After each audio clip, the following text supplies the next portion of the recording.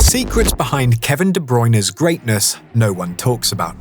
Kevin is one of the best players I ever seen in my life. And hits it into the back of the net! What a sensation! Kevin De Bruyne, gorgeous through ball for Haaland, he's through on goal! Premier League. He's an absolutely fantastic player, wonderful player. There are players you can measure, and then there's Kevin De Bruyne, the one footballer the numbers can't fully explain. For years, people praised his passing, his power, his assists, but almost nobody talked about the real secret behind his greatness, the thing that separates him from the Rooneys, the Lampards, the Gerrards, and even the most modern stars. A brain that processes football in slow motion. A mind that sees gaps 3 seconds before they exist.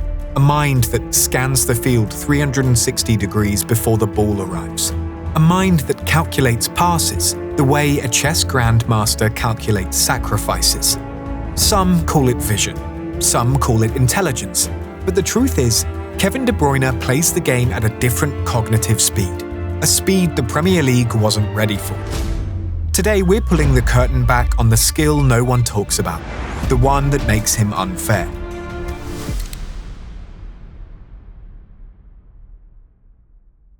Before he became the architect of Manchester City's future, De Bruyne was written off as too shy, too introverted, even too soft for England.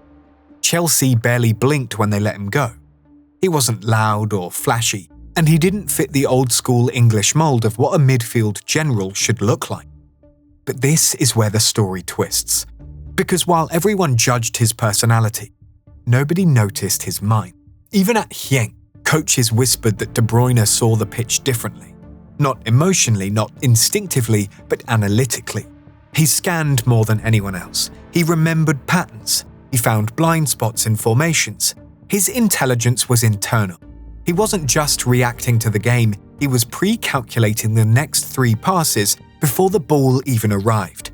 A secret weapon hidden in plain sight. By the time he reached Wolfsburg, his teammates joked that he passed to players who didn't even know they were making a run yet. Opponents, meanwhile, found themselves constantly out of position, unsure whether they were being beaten by skill or by foresight. But still, no one fully understood what they were looking at.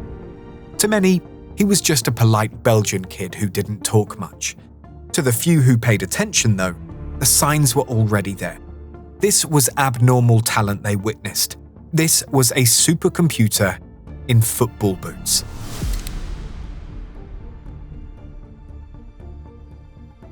Pep Guardiola once said something that sounded like a compliment, until you understood the meaning behind it. His brain works faster than his legs. That line unlocked everything. Because this wasn't just football intelligence, this was cognitive processing speed, a measurable mental advantage usually studied in neuroscience labs, not football academies. Opponents thought he was simply quick with the ball. The truth? He made decisions a full second earlier. Here's the part nobody talked about. KDB scans the pitch around 30 to 40 times per minute, double a normal midfielder. Before he even touches the ball, he already knows where every defender is moving, where his striker should be, how space will look 2 passes ahead, which foot he should receive on, and which passing lane will open next. While most players react, De Bruyne anticipates the next invisible move. Remember his 2017 clash against Chelsea, his former club, where De Bruyne scored a blistering long-range goal that left defenders frozen. Not because of raw power, but because he predicted their movement a second before they even committed. Guardiola himself noted, "I've never seen a midfielder make choices at this speed." Even Thierry Henry called him a nightmare for defenders in an interview, acknowledging KDB's ability to read the game like a living, breathing chessboard. The turning point came during his first City season, when Guardiola realized he didn't need to coach De Bruyne where to stand, only where everyone else should move for him. Manchester City adapted to his mind, not the other way around. From that moment, defenders stopped underestimating him and started fearing him.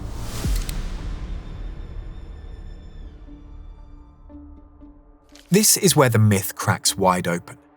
People think De Bruyne is world-class because of his technique, because he's two-footed, because he crosses like he's launching guided missiles, which is basically all true, but the real secret lies underneath.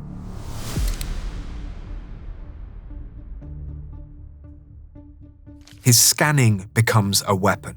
The ball comes and his first touch is already a solution. He doesn't take touches to think, he takes touches to exploit. Footballers call it finding time. But really, he is creating time by thinking earlier. In one match against Newcastle, he executed a first touch pass that split a defensive line 40 yards away. Analysts still call it the most precise split ball in 5 years. That's unbelievable.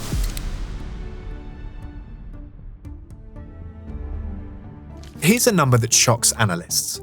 KDB completes more progressive passes under pressure than any midfielder in the league's modern era. Not because he's reckless, but because his brain calculates risk differently. He sees passes others can't even conceptualize yet.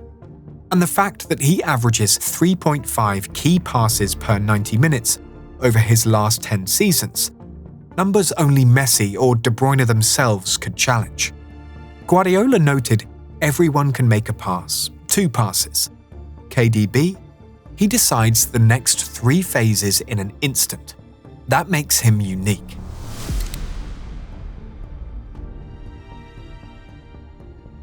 He's so strong on both feet that defenders can't force him to one side.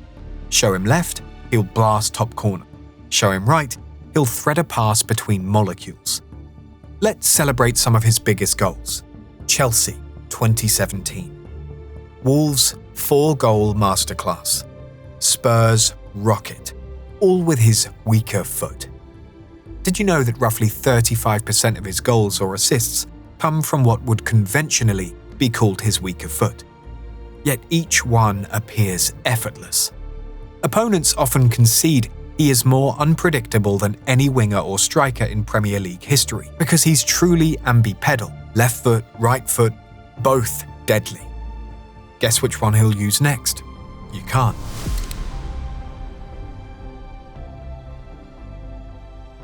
Only a handful of players in football history could do what he does. Number 8, number 10, false 9, deep playmaker, and a wide creator. Guardiola trusted him with roles you normally build teams around, not rotate one player through. Because De Bruyne wasn't just playing positions, he was manipulating space. In the 2019-20 season, he covered more total meters with the ball than any City midfielder in history, while maintaining a passing accuracy above 83%. Few players can combine movement, awareness, and precision at such a high level.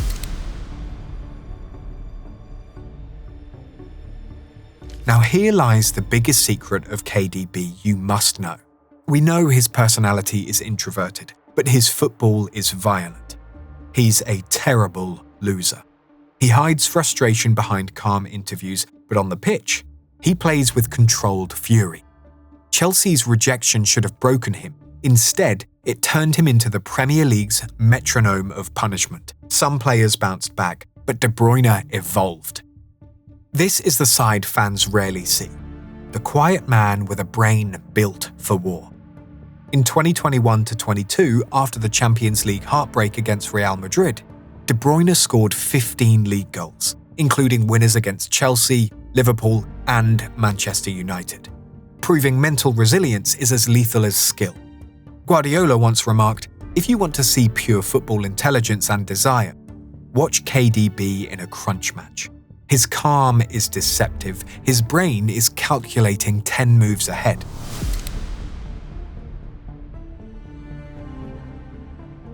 This is the moment the truth hits you. The secret behind De Bruyne's greatness isn't just talent, technique, or even work ethic. It's cognition. A football mind that is 3 steps ahead. He tracks patterns like a machine. He distances emotion from decision-making. He reads pressing cues the way a goalkeeper reads penalties. He plays football as if he's processing simulations. And Pep Guardiola said this: everyone can make an action, 2 actions, an assist. But during how many years? How many games? That makes him unique. This is why De Bruyne breaks the old Premier League hierarchy. Not because he matches Gerrard or Lampard, but because he redefines what a modern midfielder is supposed to be. Sustained greatness, sustained intelligence, sustained dominance. He didn't just play the league, he elevated it. This is where the conversation becomes uncomfortable.